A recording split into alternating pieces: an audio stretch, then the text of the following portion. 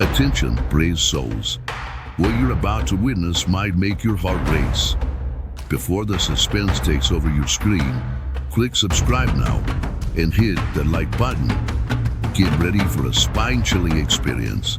But be warned, only the boldest will survive until the end. Hi, my name is Tom Harrington, and I'm 57 years old. For the past 3 decades, I've worked as a grave digger at Hollywood Forever Cemetery in Los Angeles. It's not exactly the kind of job that gets you invited to parties, but I've always taken pride in what I do.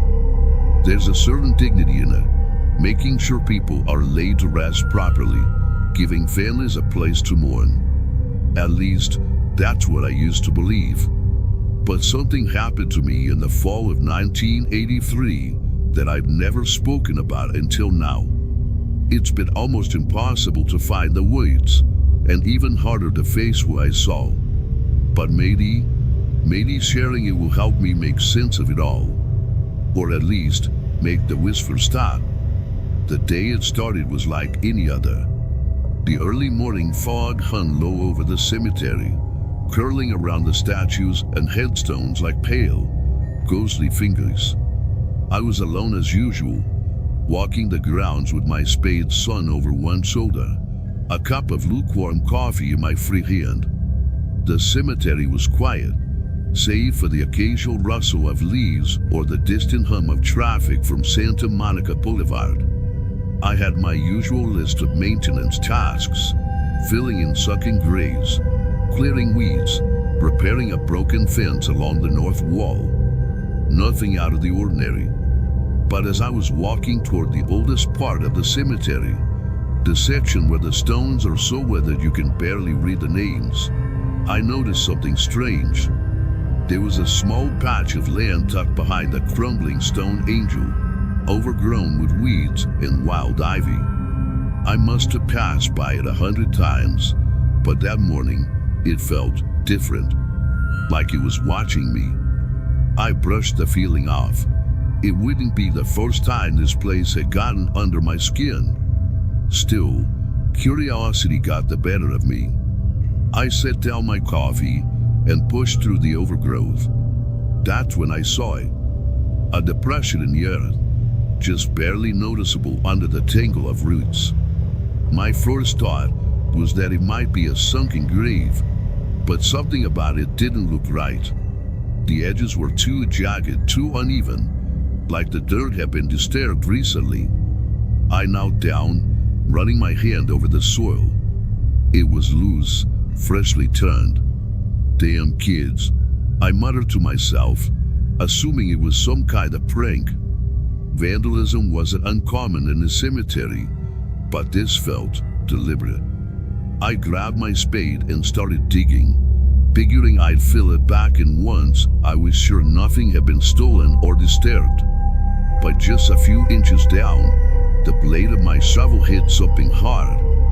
Not rock, not wood, something else. I knelt down and brushed away the dirt with my hands. Bones, human bones. My heart skipped a beat as I stared at the fragments in the shallow grave. They weren't arranged like a proper burial. These were scattered, broken in places, like they'd been dumped there in a hurry. A ribcage, part of a jaw, a femur, cracked in half, and the smell, faint but unmistakable, hit me like a punch to the gut.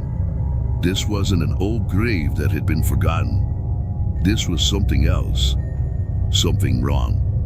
I stood up, wiping my hands on my jeans, and glanced around. The cemetery seemed impossibly still, the kind of silence that presses in on your ears. My first instinct was to call my supervisor, but I hesitated. I'd been working here long enough to know how the conversation would go. Probably just an old plot, he'd say. Till the end and forget about it. But I couldn't forget about it. Not this time. I decided to leave the bones where they were, at least for now, and headed back to the main office to check the records. Every grave in the cemetery is cataloged, down to the exact plot and section. But when I flipped through the old leather-bound ledger for that part of the grounds, the page was blank. No names, no dates, nothing. It was like the grave didn't exist. That night, as I sat alone in my tiny on-site cabin, I tried to convince myself it was nothing. Maybe it was an old burial that had been overlooked in the records. Maybe it wasn't even human, though deep down I knew better. Then, just as I was starting to doze off, I heard it. A whisper, faint but clear. My name. Tom! I froze, my breath caught in my throat. The sound came from outside, near the overgrown section where I'd found the bones. I grabbed my flashlight and opened the door, but when I stepped out into the cold night air, the cemetery was empty. Or at least, it looked that way. The whisper came again, closer this time. Tom! And that's when I saw the shadow, just out of the corner of my eye. A figure standing by the stone angel, motionless, watching me. When I turned the flashlight in its direction, there was nothing there. Just a mist curling around the graves. But I swear on my life, I wasn't alone. That's how it began. And if you think that's unsettling, you have no idea what came next. The cemetery always felt different at night. The kind of different that makes the back of your neck itch and your breath catch in your throat. The city's hum faded into the distance, leaving only the rustle of the wind through the cypress trees and the occasional groan of shifting stone. But that night, the quiet wasn't empty. It was alive. I couldn't sleep, not after what I found. That grave, it was wrong. Bones don't lie the way those did, not unless someone's trying to hide something. I'd spent 3 decades digging holes for the dead, but this one, it wasn't a resting place. It was a dumping ground. And Evelyn Dane's name, her face in that grainy black and white photograph I'd found in the cemetery records, had sunk its claws into me. Who is she? Why had no one marked her? And why the hell did her face seem so familiar? I lit a cigarette and sat on the edge of my cot, staring at the photo I'd swiped. The locket we pulled from the dirt sat heavy in my pocket. Her eyes, even frozen in black and white, had a way of looking right through me. And the man beside her, he looked just like my grandfather in his younger years. Same jawline, same arrogant tilt of the head. A coincidence, I told myself. Had to be. But deep down, I knew better. The whisper started around midnight. At first, I thought it was the wind brushing against the window. But then, the sound sharpened, syllables forming words. My name, Tom. Just once, barely louder than a breath, but clear enough to freeze the blood in my veins. I grabbed my flashlight and stumbled out into the dark. My boots crunched against the gravel as I moved toward the grave. The light's beam jittered across the headstones, making shadows lurch and twist like they had minds of their own. Who's there? I called out, my voice sharp, trying to cut through the unease growing in my chest. The only answer was the wind, or so I thought. Then I heard it again, closer this time. A voice. No, her voice. Find me. The words were barely above a whisper, but they were everywhere. Around me, inside me, pressing against my ears like cold fingers. I stumbled back, my heart pounding, and nearly dropped the flashlight. The beam danced across the stone angel marking the unmarked grave, and for a moment, I swear the statue moved. Its face seemed to turn, its empty eyes boring into mine. I shook my head, trying to shake the madness with it. It had to be my mind playing tricks. It had to be. But the whispers didn't stop. They grew louder, more insistent, pulling me closer to the grave.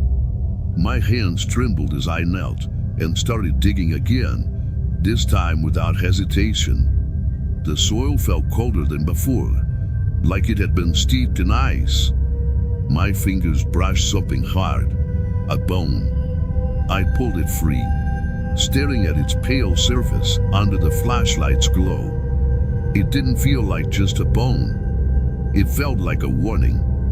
And then I saw it, the locket, buried deeper in the dirt. I fished it out, my breath hitching as I popped it open. Inside was her photograph again, alongside the man who looked like my grandfather. My stomach twisted. This wasn't just some random grave. This was a secret. My family's secret. The air around me grew heavier, colder. My flashlight flickered, and for a moment, the graveyard was plunged into darkness. When the light came back, I wasn't alone. A shadow stood at the edge of the beam, just out of focus. It didn't move, didn't breathe, but I could feel its eyes on me, watching, judging. The whispers surged, now a cacophony of voices that drowned out my thoughts. Find me. Bring the truth. The shadow leaned closer, and I could see something. A face? No, more like the idea of a face, twisted and incomplete. My body froze, my limbs refusing to move as the shadow stretched toward me. Then, as suddenly as it had come, it was gone. The whisper stopped. The air was still. But I knew this wasn't over. Not by a long shot. I stumbled back to my cabin, clutching the locket like it was a lifeline. My hand wouldn't stop shaking. That night, as I sat in the dark, Evelyn's face burned into my memory. I realized one thing. I couldn't let it go. Whatever this was, it wasn't just a haunting. It was a reckoning. And somehow, I was right at the center of it. The weight of the past was suffocating me, and I couldn't escape it. Not until I unearthed the truth. I stood at the edge of the unmarked grave, shovel in hand, bathed in the pale glow of a reluctant moon. The cemetery around me felt like it was holding its breath. The air was thick, too thick, and cold enough to bite through my jacket. Every instinct screamed at me to stop, to turn back, but something deeper, darker, compelled me to press on. The whispers had grown louder since the moment I decided to come back here. They weren't just outside anymore.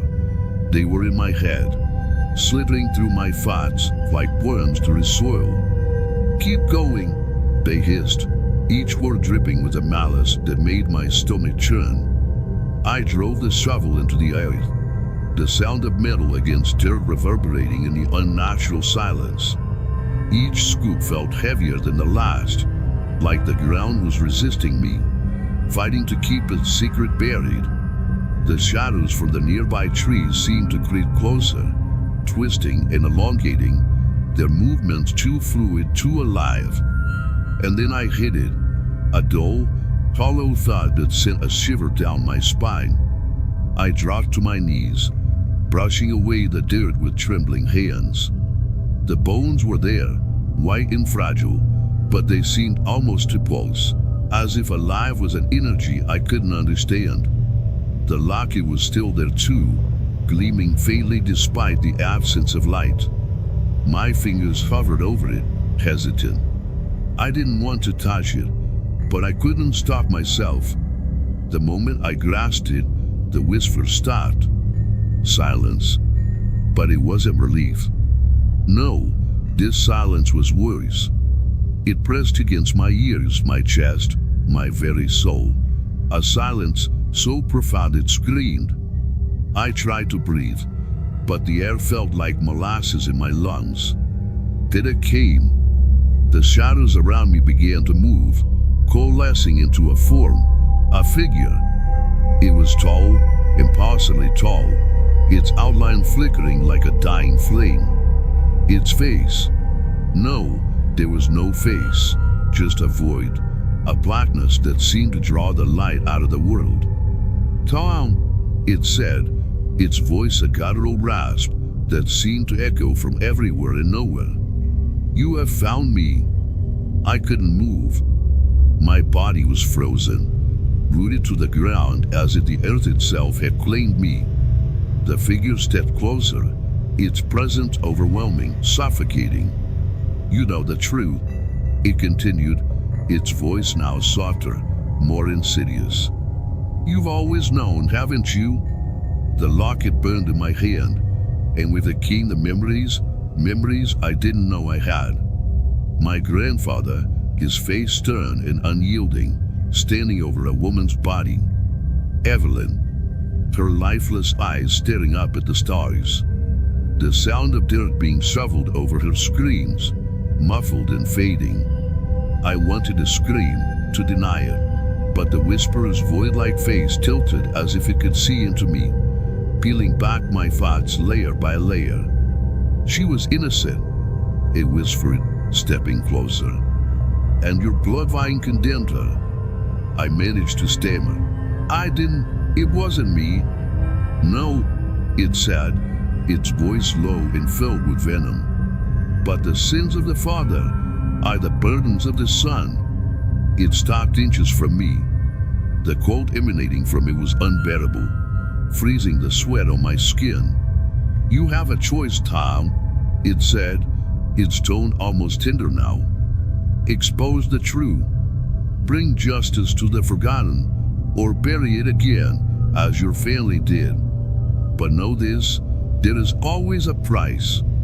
My heart pounded in my chest, my breath coming in shallow gasps. Expose the truth? What would that mean? Dragging my family's name through the mud, unearthing a crime buried for decades? And if I stayed silent, what would the price be then? The whisperer didn't wait for my answer. It simply stood there, waiting, as if it already knew. Tears streamed down my face as I made my decision. I grabbed the shovel and began to cover the bones once more, each movement heavier than the last. The whisperer didn't stop me. It didn't need to. As the last mound of dirt fell into place, the figure began to fade, but not before it spoke one final time. "You may silence the past, Tom, but the past will never silence you." And then it was gone.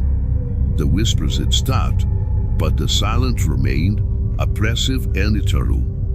I stumbled back to my cabin, clutching the locket, its edges biting into my palm. Inside, I lit a fire and burned the records, every page, every photograph. The flames danced, casting eerie shadows on the walls. But even as the paper turned to ash, I felt no relief. The locket sat on the table, its photograph untouched. Evelyn's eyes stared back at me, unblinking, accusing. And as I sat there, the silence finally broke, not with whispers, but with laughter. Low, guttural, and echoing faintly from the direction of the grave. The whisperer's laugh. And I knew I hadn't escaped. I never would.